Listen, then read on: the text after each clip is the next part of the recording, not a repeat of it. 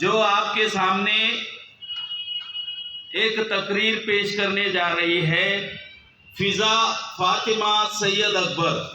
फिजा फातिमा सैयद अकबर, जितनी ये बच्ची नाजुक है उतनी ही नाजुक इसकी तकरीर आपको नजर आएगी।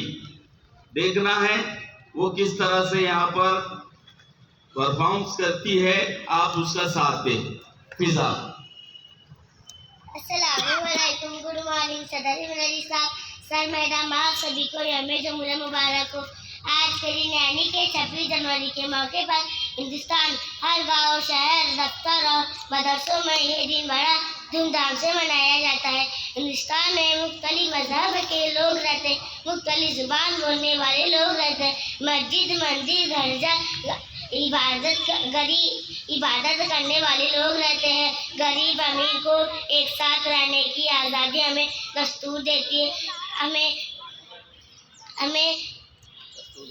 दस्तूर देता है। इबादत करने वाले लोग रहते हैं।